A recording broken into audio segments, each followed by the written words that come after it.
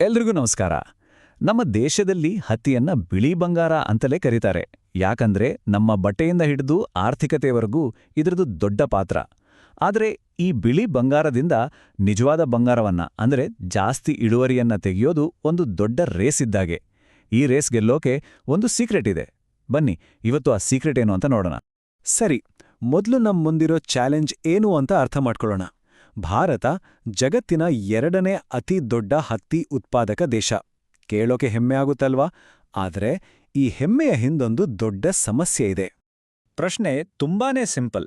ನಾವು ಜಗತ್ತಿನ ಅತಿ ದೊಡ್ಡ ಹತ್ತಿ ಬೆಳೆಯೋ ದೇಶಗಳಲ್ಲಿ ಒಂದಾಗಿದ್ರೂ ಬೇರೆ ದೇಶಗಳಿಗೆ ಹೋಲಿಸಿದ್ರೆ ನಮ್ಮಲ್ಲಿ ಪ್ರತಿ ಹೆಕ್ಟೇರ್ಗೆ ಸಿಗೋ ಇಳುವರಿ ಯಾಕಿಷ್ಟು ಕಡಿಮೆ? ಹಾಗಾದ್ರೆ ಸಮಸ್ಯೆ ಎಲ್ಲಿದೆ? ಈ ಸಂಖ್ಯೆಯನ್ನೊಮ್ಮೆ ನೋಡಿ. ಪ್ರತಿ ಹೆಕ್ಟೇರ್ಗೆ 373.58 ಕಿಲೋಗ್ರಾಂ. ಇದು ತಮಿಳುನಾಡಿನ ಸರಾಸರಿ ಹತ್ತಿ ಇಳುವರಿ. ಆದರೆ ಇದು ಬರೀ ಒಂದು ರಾಜ್ಯದ ಕಥೆಯಲ್ಲ. ಹೆಚ್ಚು ಕಡಿಮೆ ನಮ್ಮ ಇಡೀ ದೇಶದ ಚಿತ್ರಣವೇ ಹೀಗಿದೆ. ಗ್ಲೋಬಲ್ ಲೆವೆಲ್ನಲ್ಲಿ ನೋಡಿದ್ರೆ ನಾವು ತುಂಬಾನೇ ಹಿಂದಿದ್ದೀವಿ. ಇದಕ್ಕೆ ಕಾರಣವಾದ್ರೂ ಏನು? ವಿಜ್ಞಾನಿಗಳು ಹೇಳೋದೇನಪ್ಪಾ ಅಂದ್ರೆ, ಮೂಲ ಸಮಸ್ಯೆ ಇರೋದು ಪೋಷಕಾಂಶಗಳ ನಿರ್ವಹಣೆಯಲ್ಲಿ. ಇನ್ನು ಸರಳವಾಗಿ ಹೇಳ್ಬೇಕಂದ್ರೆ, ನಮ್ಮ ಹತ್ತಿ ಗಿಡಗಳಿಗೆ ಸರಿಯಾದ ಊಟ ಸಿಗ್ತಾ ಇಲ್ಲ. ಅಂದ್ರೆ ಸರಿಯಾದ ಟೈಮ್ಗೆ ಸರಿಯಾದ ಪ್ರಮಾಣದಲ್ಲಿ ಮತ್ತು ಸರಿಯಾದ ರೂಪದಲ್ಲಿ ಆಹಾರ ಸಿಗ್ತಾ ಇಲ್ಲ. ಈ ಸಮಸ್ಯೆಗೆ ಪರಿಹಾರ ಹುಡ್ಕೋಕೆ ವಿಜ್ಞಾನಿಗಳು ಒಂದು ಇಂಟ್ರೆಸ್ಟಿಂಗ್ ಪೈಪೋಟಿಯನ್ನೇ ನಡೆಸಿದ್ರು. ಹತ್ತಿ ಗಿಡಕ್ಕೆ ಯಾವುದು ಬೆಸ್ಟ್ ಊಟ ಅಂತ ಕಂಡಿಡಿಯೋಕೆ ನಡೆದ ಒಂದು ಗೊಬ್ಬರಗಳ ಗ್ರ್ಯಾಂಡ್ ಪ್ರಿಕ್ಸ್ ಇದು. ಈ ಸವಾಲನ್ನ ಕೈಗೆತ್ತಿಕೊಂಡಿದ್ದು ತಮಿಳುನಾಡು ಕೃಷಿ ವಿಶ್ವವಿದ್ಯಾನಿಲಯದ ಸೈಂಟಿಸ್ಟ್ಗಳು. ಅವರು ಯಾವ ಗೊಬ್ಬರದ ಕಾಂಬಿನೇಷನ್ ಚಾಂಪಿಯನ್ ಆಗತ್ತೆ ಅಂತ ಕಂಡುಹಿಡಿಯೋಕೆ ಒಂದು ರಿಸರ್ಚ್ ಶುರು ಮಾಡ್ರು. ನೋಡೆ, ಈ ರೇಸ್ನಲ್ಲಿ ಒಟ್ಟು 9 ಸ್ಪರ್ಧಿಗಳಿದುವು. T1ನಿಂದ T9 ವರೆಗೂ. ಪ್ರತಿಯೊಂದು ಬೇರೆ ಬೇರೆ ಗೊಬ್ಬರಗಳ ಕಾಂಬಿನೇಷನ್. ಉದಾಹರಣೆಗೆ T1 ಅಂದ್ರೆ ರೈತರು ಸಾಮಾನ್ಯವಾಗಿ ಬಳಸೋ ಯೂರಿಯಾ, DAP ಮತ್ತು MOP ಮಿಶ್ರಣ. T5ನಲ್ಲಿ ಯೂರಿಯಾ ಬದಲಿಗೆ ಕ್ಯಾಲ್ಸಿಯಂ ನೈಟ್ರೇಟ್ ಇತ್ತು. ಇನ್ನು T9 ಅಂತೂ ಪಾಪ ಅದಕ್ಕೆ ಯಾವ ಗೊಬ್ಬರನೋ ಹಾಕದೆ ತಾನಾಗೆ ಬೆಳೆಯೋಕೆ ಬಿಟ್ಟಿದ್ರು. ಹಾಗಾದ್ರೆ ಈ ರೇಸ್ನಲ್ಲಿ ಗೆದ್ದಿದ್ದು ಯಾರು? ಈ 9 ಸ್ಪರ್ಧಿಗಳಲ್ಲಿ ಹತ್ತಿ ಇಳುವರಿಯನ್ನು ಅತಿ ಹೆಚ್ಚು ಹೆಚ್ಚಿಸಿದ ಚಾಂಪಿಯನ್ ಯಾವುದು? ರಿಸಲ್ಟ್ಸ್ ನೋಡಿದ್ರೆ ನಿಜಕ್ಕೂ ಸರ್ಪ್ರೈಸ್ ಆಗುತ್ತೆ. ಸರಿ, ರಿಸಲ್ಟ್ಸ್ ನೋಡೋ ಟೈಮ್ ಬಂತು. ಈ ಗ್ರಾಫ್ ನೋಡಿ.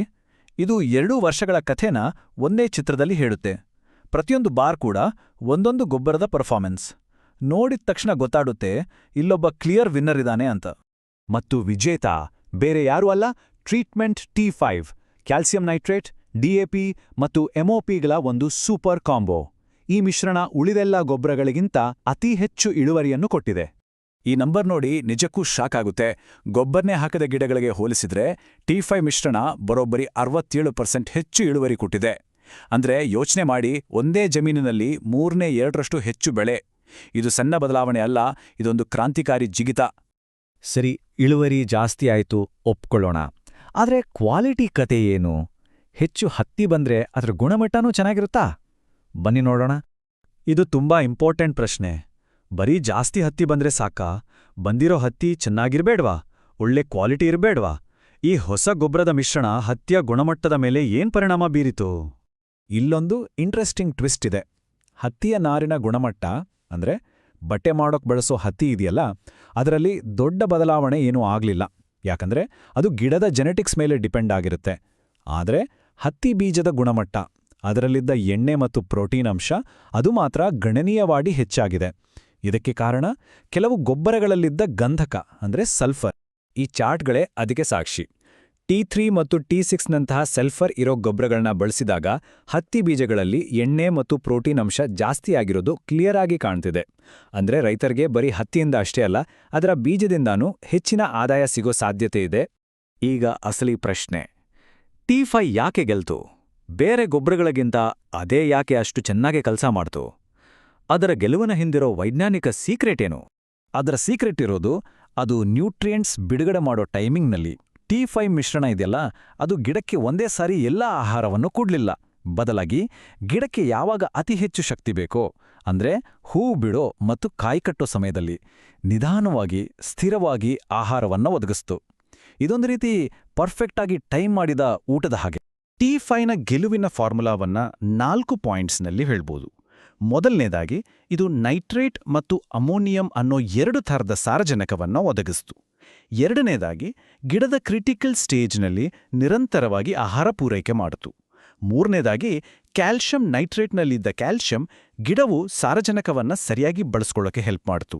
ಇನ್ನು ಕೊನೆಯದಾಗಿ DAP ಗೊಬ್ಬರ ಗಿಡದ ಬೇರುಗಳ ಬೆಳವಣಿಗೆಗೆ ಬೇಕಾದ ಅತ್ಯುತ್ತಮ ರಂಜಕವನ್ನ ಒದಗಿಸಿತು. ಹಾಗಾದ್ರೆ ಈ ಇಡೀ ರಿಸರ್ಚ್ನಿಂದ ರೈತರಿಗೆ ಸಿಗೋ ಪಾಠ ಏನು? What's the final lesson? ಇದನ್ನ ನಾನಲ್ಲ, ಸಂಶೋಧಕರೇ ತಮ್ಮ ಮಾತಿನಲ್ಲಿ ಹೀಗೆ ಹೇಳ್ತಾರೆ. Calcium nitrate plus DAP plus MOP T5ಯ ಬಳಕೆಯು ಅತ್ಯಂತ ಪರಿಣಾಮಕಾರಿ ಚಿಕಿತ್ಸೆಯಾಗಿ ಹೊರಹೊಮ್ಮಿತು. ಇದು ಗಿಡದ ಬೆಳವಣಿಗೆಯನ್ನ ಸುಧಾರಿಸಿತು, ಅತಿ ಹೆಚ್ಚು ಹತ್ತಿ ಇಳುವರಿಯನ್ನ ಕೊಟ್ಟಿತು ಮತ್ತು ಪೋಷಕಾಂಶಗಳ ಬಳಕೆಯ ದಕ್ಷತೆಯನ್ನ ಹೆಚ್ಚಿಸಿತು. ಇದಕ್ಕಿಂತ ಸ್ಪಷ್ಟವಾದ ತೀರ್ಮಾನ ಬೇಕಿಲ್ಲಲ್ವಾ? ಈ ಇಡೀ ವಿಶ್ಲೇಷಣೆಯಿಂದ ನಾವು ಕಲಿಬೇಕಾದ ಮೂರೇ ಪ್ರಮುಖ ಪಾಠಗಳು. 1. ಗೊಬ್ಬರ ಅಂದ್ರೆ ಬರೀ ಎಷ್ಟೋ ಹಾಕಿದ್ವಿ ಅನ್ನೋದಲ್ಲ, ಯಾವ ಗೊಬ್ಬರ ಹಾಕಿದ್ವಿ ಅನ್ನೋದು ಕೂಡ ಅಷ್ಟೇ ಮುಖ್ಯ. 2.